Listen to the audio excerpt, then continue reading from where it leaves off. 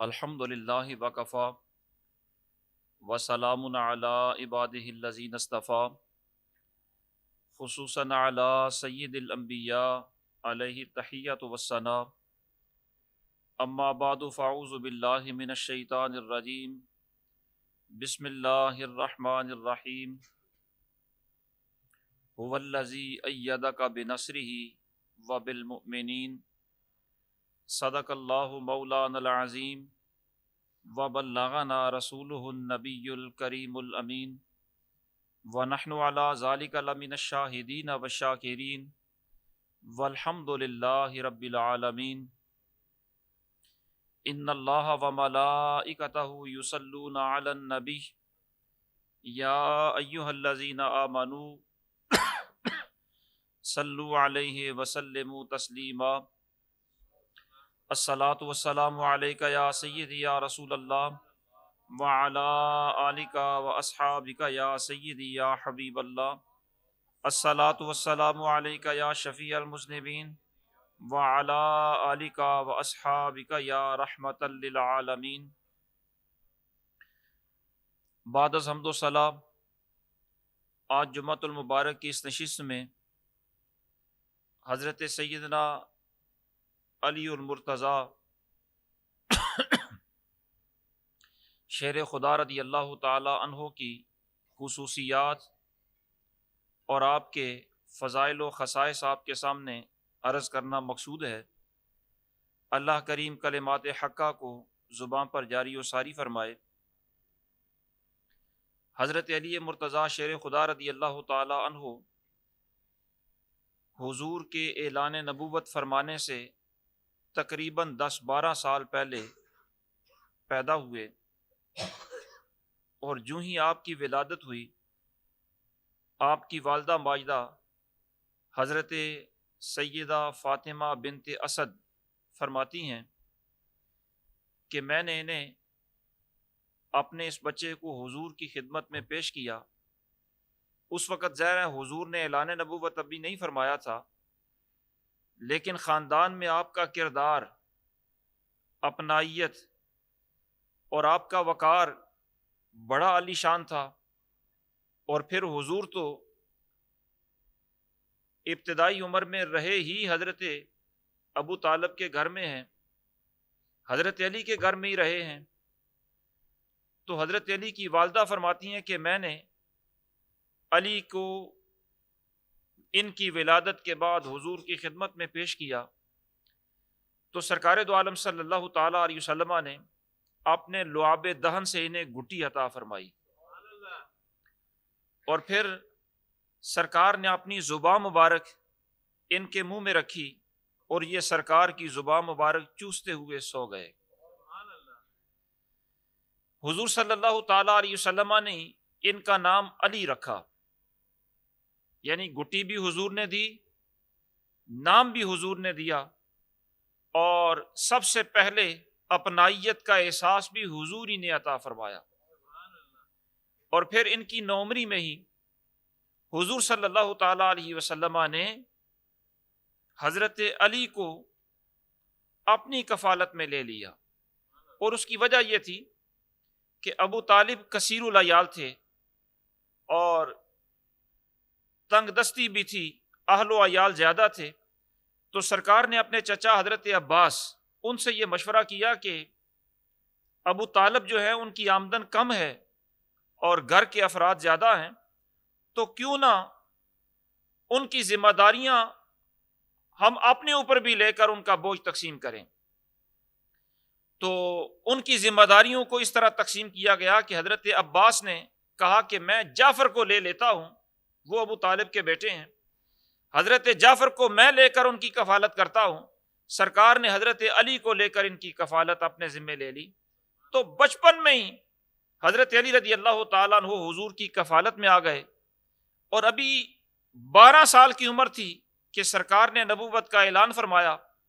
تو بچوں میں سب سے پہلے ایمان قبول کرنے والے حضرت علی ہی تھے۔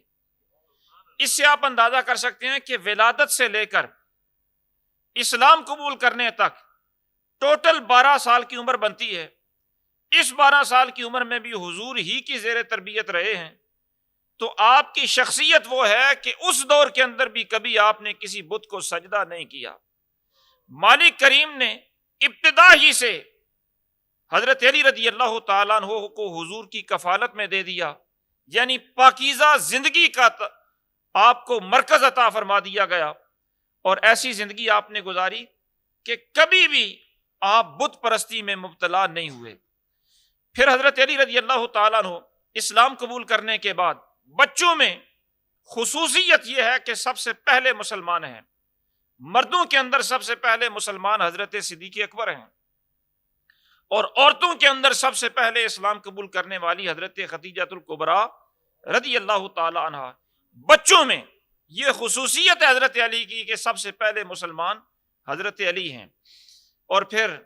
یہ بھی خصوصیت ہے کہ ابتدائی زندگی سے لے کر اب تک آپ نے کبھی بت پرستی نہیں کی، اور پھر یہ بھی آپ کی خصوصیت ہے کہ اسلام قبول کرنے کے بعد اب چونکہ حضور کے ساتھ ہی خلوت جلوت میں گھر میں حضور کے ساتھ ہی رہتے ہیں، تو باقی لوگ ان کو نماز پڑھنے کا بھی نہ حکم ہے نہ انہیں طریقہ آتا ہے،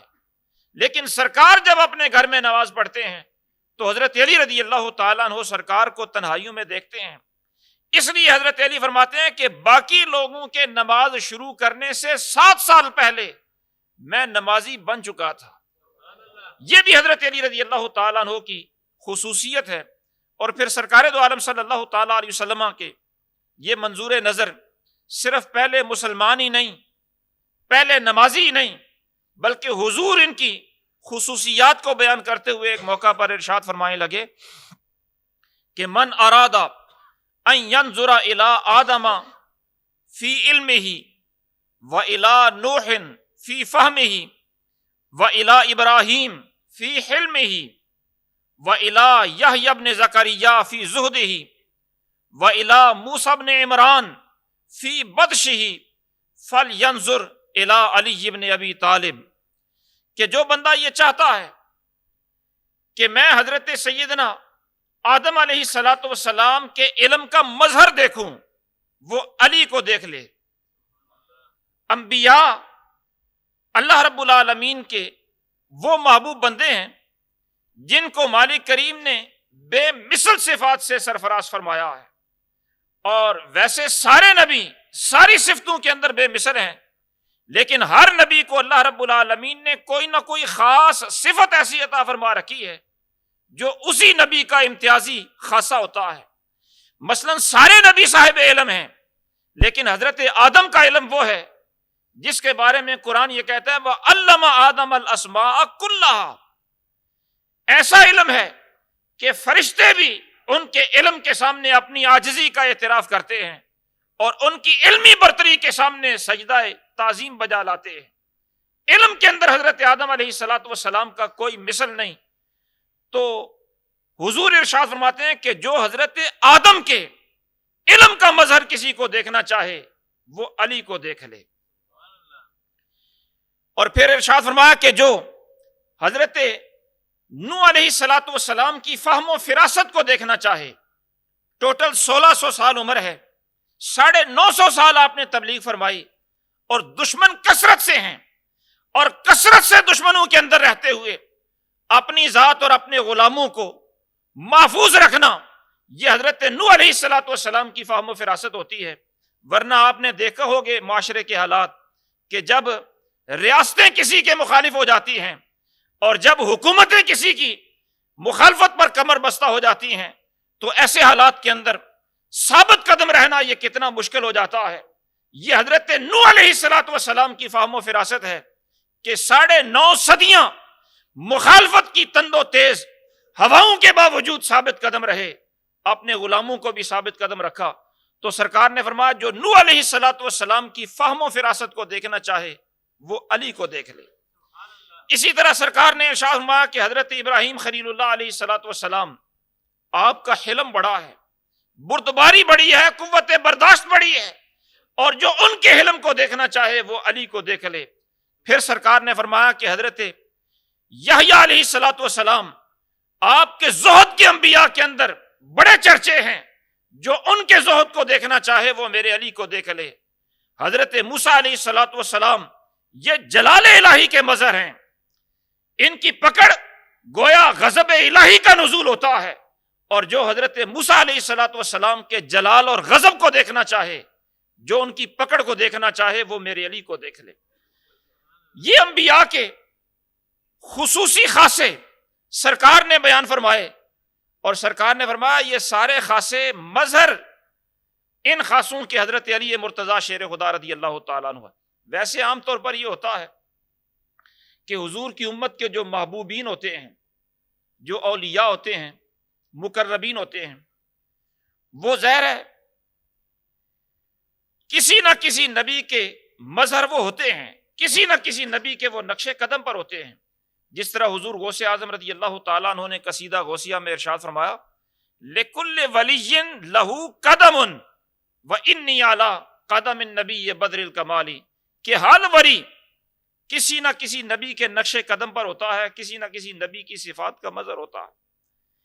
تو ہر اللہ کے محبوب بندے پر کسی نہ کسی نبی کی صفات کا غلبہ ہوتا ہے، لیکن وہ ایک نبی کی صفات کا غلبہ ہوتا ہے۔ یہ علی وہ ہیں کہ جن کے بارے میں یہ فرمایا جا رہا ہے کہ یہ ایک نبی کی صفات کے مظہر نہیں ہیں، یہ بہت سارے انبیاء کی صفات کے مظہر ہیں۔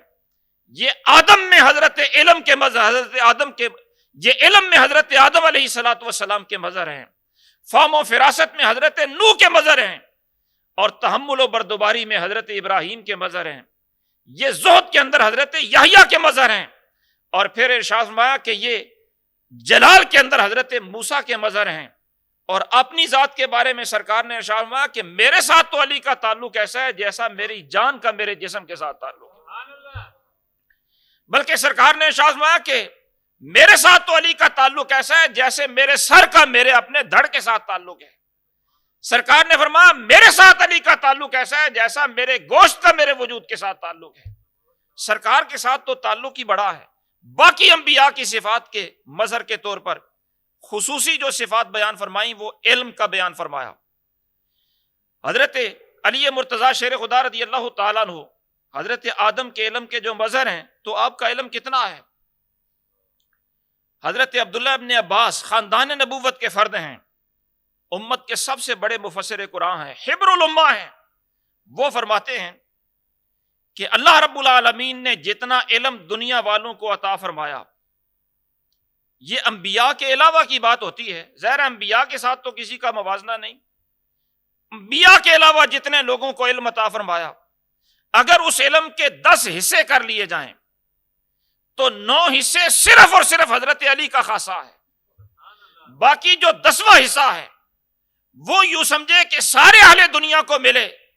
تو جتنا جتنا باقیوں کو ملتا ہے اس میں سے بھی حضرت علی کا حصہ نکلتا ہے۔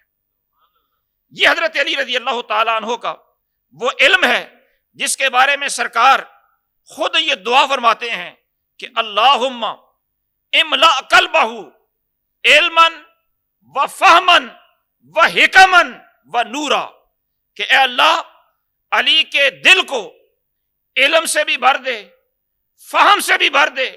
حکمت سے بھی بھر دے، نور سے بھی بھر دے۔ اور جب یہ دعا کی، حضرت علی پاس بیٹھے ہیں، دعا کرنے کے تھوڑی دیر کے بعد سرکار حضرت علی سے فرمانے لگے کہ اے علی، کہ اللہ رب العالمین نے میری یہ دعا تیرے حق میں اس طرح قبول فرما رہی ہے کہ اخبرانی ربی قد استجاب علی فیکا، کہ میرے رب نے مجھے وحی بھیج کر یہ بتا دیا ہے کہ محبوب علی کے بارے میں جو آپ نے دعا کی ہے وہ قبول کر لی گئی ہے۔ ویسے نبی کی ہر دعا ہی قبول ہوتی ہے اور اس کے بارے میں علیحدہ بتانے کی ضرورت نہیں ہوتی، لیکن یہ خاص علی کی عظمت ہے اور خاص علی کی وہ شان واضح کرنا مقصود ہے کہ نبی نے دعا کی، بعد میں وحی بھیج کر بتا دیا گیا کہ محبوب آپ کی یہ دعا علی کے حق میں قبول کر لی گئی ہے۔ اور حضرت علی رضی اللہ تعالیٰ عنہ کا علم تو وہ ہے، سرکار فرماتے ہیں انا مدینۃ العلم و علی باب، علم بے مثال ہے۔ اسی طرح آپ کا اگر فہم دیکھنا چاہیں تو فہم و فراست اتنی ہے کہ ظاہر ہے جو بہت زیادہ فہم و فراست کا مالک ہوتا ہے لوگ اپنے فیصلے اس سے کرواتے ہیں۔ اور حضور صلی اللہ تعالیٰ علیہ وسلم کے صحابہ کرام میں سے حضرت علی رضی اللہ تعالی عنہ، آپ کا فہم و فراست اتنا زیادہ ہے کہ خود سرکار یہ ارشاد فرماتے ہیں کہ اقداہم علی، کہ میرے باقی سارے صحابہ کرام میں سے سب سے زیادہ قوت فیصلہ علی کو عطا کی گئی ہے۔ اور یہ کیوں نہ ہو، حضرت علی رضی اللہ تعالیٰ عنہ کو جب سرکار نے نوعمری کے، ان کے نوعمری کے زمانہ میں یمن کا قاضی بنا کر بھیجنا چاہا تو انہوں نے عرض کی، یا رسول اللہ میں نوعمر ہوں، بڑے بڑے سمجھدار لوگ آتے ہیں، ان کے مقدمات آتے ہیں، میں کیسے فیصلہ کروں گا؟ کہتے ہیں چونکہ سرکار بھیج رہے تھے تو میں نے اپنی تنگ دامنی کا جب عرض کیا تو سرکار دو عالم صلی اللہ تعالی علیہ وسلم نے میری چھاتی پر ہاتھ پھیرا اور سرکار نے میرے لیے دعا فرما دی کہ اللہ اس کے سینے کو کشادہ فرما دے۔ اس کے بعد فرماتے ہیں زندگی میں کوئی کتنا ہی مشکل فیصلہ کیوں نہ آیا ہو، فوراً جواب دیتا ہوں، اور کبھی جواب کے اندر مجھے شک اور تردد بھی نہیں ہوا، پورے وثوق اور اعتماد کے ساتھ اللہ وجہ البصیرت جواب دیتا ہوں۔ تو فہم و فراست اتنی ہے کہ امت مصطفیٰ میں سے سب سے بڑا قاضی علی مرتضیٰ ہے، اور اتنی فہم و فراست کے مالک ہیں کہ آپ سے جو پہلے اور مرتبے اور فضیلت میں زیادہ حضرت سیدنا فاروق اعظم رضی اللہ تعالیٰ عنہ ہیں، وہ فرمایا کرتے تھے کہ اگر علی نہ ہو تو عمر بھی ہلاک ہو جائے۔ فہم و فراست ان کی اتنی ہے کہ ہمیں جب مشکل پیش آتی ہے تو اس وقت علی کا فہم کام آتا ہے، اور آپ کا حلم اتنا زیادہ ہے کہ آپ نے معروف وہ آپ کی سیرت کا واقعہ پڑھا ہوگا، سنا ہوگا کہ ایک دشمن کو آپ نے بچھاڑا ہوا ہے، قتل کرنے لگے ہیں، اور اس نے آپ پر تھوک دیا۔ جب آپ نے اس کے تھوک کو اپنے جسم پر دیکھا تو آپ نے اس کو چھوڑ دیا، فرمانے لگے کہ پہلے میں تجھے قتل کرنا چاہتا تھا اللہ کی رضا کے لیے، اب چونکہ اپنے نفس کا معاملہ پیش آ گیا ہے، میرے اوپر جب تو نے تھوکا تو مجھے بھی غصہ آیا، اور غصہ برداشت کرنا یہ بڑی ہمت کا کام ہوتا ہے۔ اگرچہ غصہ برداشت کرنا بڑی ہمت والے کا کام ہے، لیکن علی کو اللہ رب العالمین نے وہ تحمل اور برداشت دی ہے کہ ایسے عالم میں دشمن بھی سامنے ہو اور دشمن قابو کے اندر بھی ہو اور موت کے دہانے پر وہ کھڑا ہو، اس کے باوجود علی اپنے غصے کو برداشت کر کے اسے بھی معاف کر سکتا ہے۔ حضرت علی رضی اللہ تعالیٰ عنہ، آپ کی برداشت اتنی برداشت ہے کہ آپ ایک دفعہ کوفہ میں رہتے ہوئے بصرہ کے دورے پر نکلے، تو بصرہ کے لوگوں نے چونکہ آپ کو دیکھا ہوا نہیں تھا، ہر بندہ آپ کی شخصیت سے واقف نہیں تھا، آپ بازار میں نکلے، ایک لونڈی دیکھی وہ رو رہی تھی، آپ نے اس سے پوچھا کہ کیا وجہ ہے؟ اس نے کہا کہ مجھے میرے مالک نے پیسے دے کر بھیجا تھا کہ 1 درہم کی کھجوریں لے آؤ، میں وہ کھجوریں لے کر اس دکاندار سے اپنے مالک کے پاس گئی تو مالک کو یہ کھجوریں پسند نہیں آئیں، اب وہ کہتا ہے کہ یہ واپس کراؤ، میں اس دکاندار کے پاس واپس کرنے آئی ہوں لیکن یہ واپس لینے پر تیار نہیں ہے۔ تو حضرت علی رضی اللہ تعالیٰ عنہ باوجود ہے کہ خلیفۃ المسلمین ہیں، لیکن اس ماحول کے اندر اس دکاندار نے یا عام لوگوں نے اس سے پہلے آپ کو دیکھا نہیں تھا، اس لیے حضرت علی رضی اللہ تعالیٰ عنہ نے اپنا تعارف کروایا بھی نہیں، ویسے ہی اجنبی کے طور پر اسے فرمایا کہ بندہ خدا، یہ اگر تجھے گاہک کہہ رہی ہے کہ سامان واپس کر لو تو واپس لے لو، اس میں الجھنے کی کیا بات ہے؟ لیکن وہ دکاندار ایسا کوئی اجڑ مزاج کہ اس نے حضرت علی رضی اللہ تعالیٰ عنہ کے ساتھ بھی بدتمیزی کی، انکار بھی کیا، بدتمیزی بھی کی، آپ کو دھکا بھی دے دیا۔ جب اسے دھکا دینے کے بعد کسی نے بتایا تجھے پتہ ہے تو نے کس کے ساتھ یہ حرکت کی ہے؟ یہ علی مرتضیٰ ہیں، خلیفۃ المسلمین ہیں۔ اب اسے احساس ہوگا، وہ آ کر معذرت کرنے لگا، کہنے لگا میں حضور سودا بھی واپس لے لیتا ہوں، اس کو درہم واپس کرتا ہوں، آپ سے بھی معذرت کرتا ہوں۔ آپ نے فرمایا بھائی میری معذرت کا کوئی مسئلہ نہیں، تو مجھ سے معذرت کرے یا نہ کرے مجھے اس سے غرض نہیں، مجھے خوشی تب ہوگی کہ جس طرح تو نے اس سے زیادتی کی ہے اس طرح آج کے بعد تو کسی اور سے زیادتی نہیں کرے گا۔ آپ اندازہ کریں کہ اتنا تحمل، اتنی بردباری، اتنی برداشت کہ خلیفہ ہوتے ہوئے ایک اجنبی آپ کے ساتھ اس طرح کا سلوک کر رہا ہے اور آپ اپنی ذات کے لیے انتقام لینے کا تصور بھی ذہن میں نہیں آ رہا۔ حضرت علی رضی اللہ تعالیٰ عنہ آپ کا زہد اتنا ہے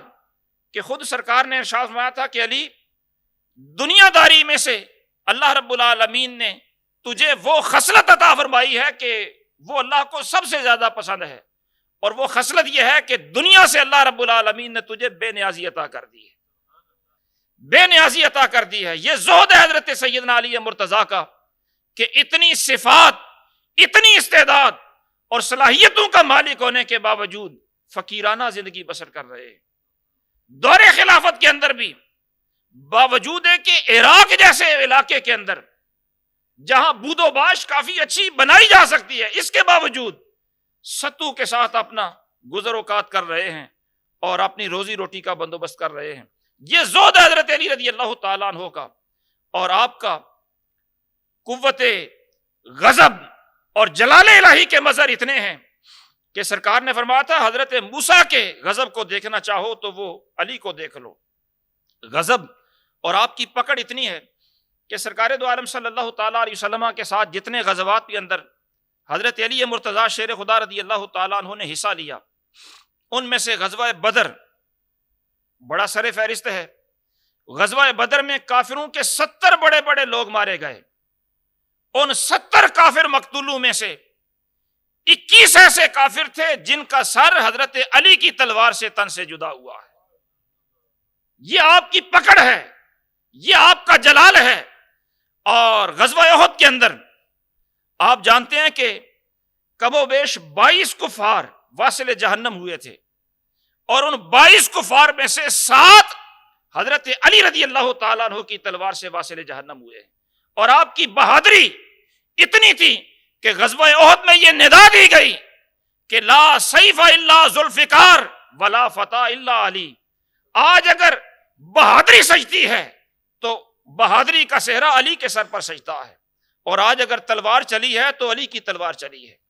اور پھر غزوہ خندق ہوا۔ غزوہ خندق میں آپ جانتے ہیں کہ مدینہ طیبہ کے ارد گرد خندق کھودی گئی دفاع کے لیے، اور کافر اس سے پار رہنے پر مجبور ہو گئے، لیکن کافروں میں سے ایک بہت بڑا نامی گرامی کافر عمر بن عبد ود، یہ وہ کافر تھا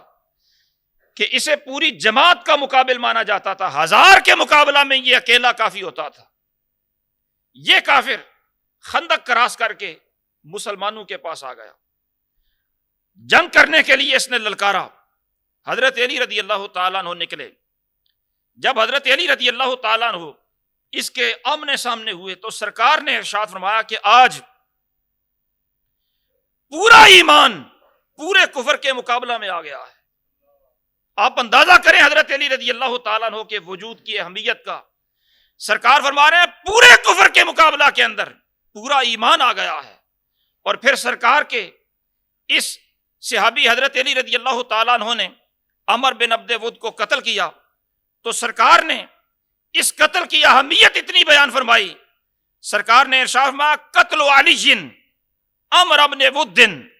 افضل من عبادت الثقلین، کہ سارے جنوں کی عبادت ایک طرف، سارے انسانوں کی عبادت ایک طرف، لیکن علی کا اس کافر کو قتل کرنا یہ ان دونوں کی عبادت پر بھاری ہے۔ اس کا مقام و مرتبہ دونوں انسانوں اور جنوں کی عبادت سے زیادہ ہے۔ یہ حضرت علی رضی اللہ تعالیٰ عنہ کی وہ قوت ہے، وہ بہادری ہے جس کے بارے میں بجا طور پر اہل اسلام یہ سمجھتے ہیں کہ شاہ مرداں، شیر یزداں، قوت پروردگار، لا فتح الا علی ولا سیف الا ذوالفقار۔ اور حضرت علی رضی اللہ تعالیٰ عنہ کی خصوصیات، خصوصی شانیں ایسی ہیں جو حضور سید عالم صلی اللہ تعالیٰ علیہ وسلم نے حضرت علی کے بارے میں جو ارشاد فرمائیں، وہ ان میں سے ایک یہ بھی ہے کہ سرکار ارشاد فرمانے لگے یا علی انک اول من یقرأ باب الجنت فتدخلها بغیر حساب۔ اے علی، میری امت میں سب سے پہلے جنت کا دروازہ آپ کھٹکھٹائیں گے، اور سب سے پہلے بغیر حساب جنت میں جانے والے بھی آپ ہی ہوں گے۔ حضور صلی اللہ تعالیٰ علیہ وسلم نے ایک موقع پر ان کے بارے میں ارشاد فرمایا کہ علی منی، علی کا میری بارگاہ میں مقام و مرتبہ ایسا ہے جس طرح حضرت ہارون علیہ السلام کا مقام و مرتبہ حضرت موسیٰ کی بارگاہ میں تھا. فرق صرف اتنا ہے کہ ان کے بعد حضرت موسیٰ کے بعد حضرت ہارون نبی بنے اور میرے بعد کوئی نبی نہیں. اور پس منظر اس کا یہ تھا کہ غزوہ تبوک میں جب سرکار جانے لگے تو ویسے تو حضرت علی ہر غزوہ میں حضور کے ساتھ تھے, کسی غزوہ میں حضرت علی پیچھے نہیں. غزوہ تبوک میں جب جانے لگے تو یہ سفر چونکہ بڑا ہی طویل تھا تو پیچھے سرکاری معاملات کے لیے, باقاعدہ ریاست کے معاملات کے لیے کسی ایسی شخصیت کی ضرورت تھی کہ جو سرکار کی طویل عدم موجودگی کے اندر معاملات کو لے کر چل سکے. اس لیے سرکار نے اپنا نائب, اپنا قائم مقام حضرت علی رضی اللہ تعالیٰ عنہ کو مقرر فرما دیا. سرکار نکلے. اب جب حضرت علی پیچھے ہیں تو سارے مجاہدین تو حضور کے ساتھ نکل گئے. حضرت علی خود دیکھتے ہیں کہ ارد گرد یا بچے ہیں یا عورتیں ہیں, تو آپ کے دل میں یہ محسوس ہوا, یا ممکن ہے منافقین نے بھی یہ کہہ دیا ہو کہ علی کو حضور بچوں میں چھوڑ کے چلے گئے. یہ پھر حضور کی خدمت میں حاضر ہونے لگے, یا رسول اللہ آپ مجھے بچوں میں چھوڑ کے جا رہے ہیں. سرکار نے فرمایا نہیں, بچوں میں چھوڑ کے نہیں جا رہا, اپنا نائب بنا کے جا رہا ہوں. اے علی کیا تو اس بات سے راضی نہیں کہ جو مقام و مرتبہ حضرت ہارون کا موسیٰ علیہ السلام کی بارگاہ میں تھا وہی مقام و مرتبہ آپ کا میری بارگاہ میں ہے. فرق صرف اتنا ہے کہ حضرت ہارون ان کے خلیفہ اور نائب تھے تو ان کے بعد وہ نبی بھی بنے, اور آپ میرے خلیفہ اور نائب ہیں لیکن میرے بعد نبوت نہیں ہے. حضور صلی اللہ تعالیٰ علیہ وسلم کی بارگاہ میں ان کا مقام اتنا تھا کہ عرب کے قبائل میں سے بنو ربیعہ ایک قبیلہ تھا, اس نے سرکشی شروع کر دی. جب اس نے سرکشی شروع کی تو سرکار دو عالم صلی اللہ تعالیٰ علیہ وسلم نے ارشاد فرمایا کہ لَيَنْتَهِيَنَّ بَنُو رَبِيَّةَ أَوْ لَأَبْعَثَنَّ إِلَيْهِمْ رَجُلًا كَنَفْسِي,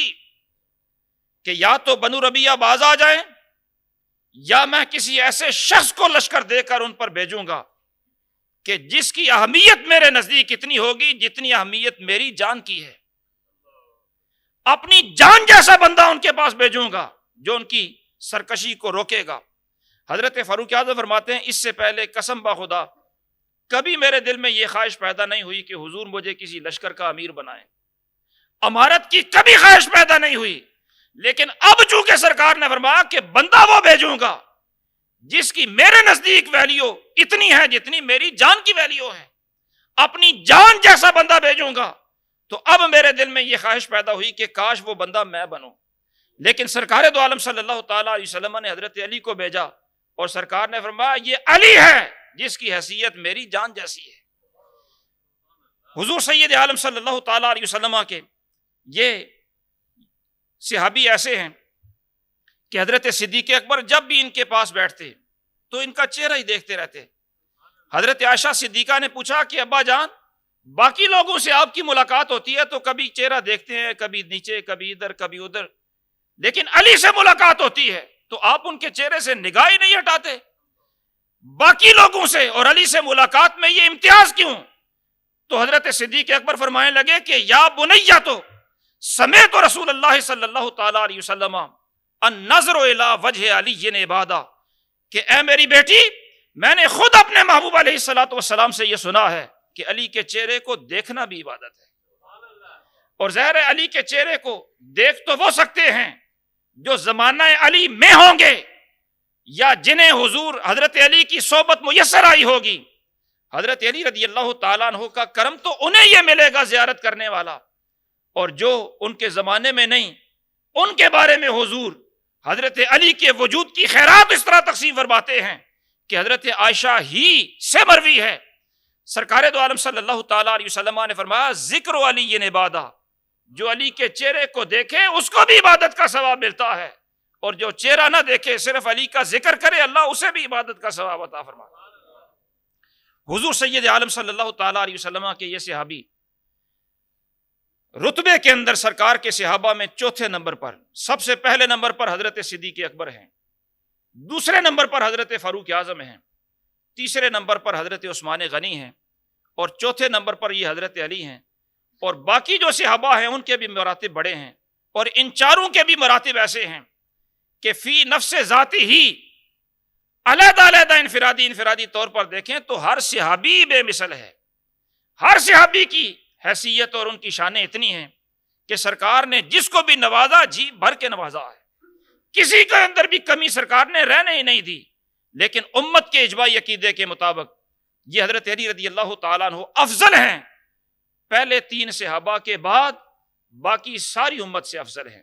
اور آپ کا یوم وصال 21 رمضان المبارک یعنی کل آپ کا یوم وصال ہے، اپنے اپنے گھروں کے اندر آپ کے خدمات جلیلہ کو خراج عقیدت پیش کرنے کے لیے اہتمام فرمائیں، اپنے بچوں کو حضرت علی کے بارے میں بتائیں اور آپ کی روح سے فیض پائیں۔ دعا ہے اللہ رب العالمین انہی کلمات کو شرف قبولیت عطا فرمائے۔ وما توفیقی الا باللہ العلی۔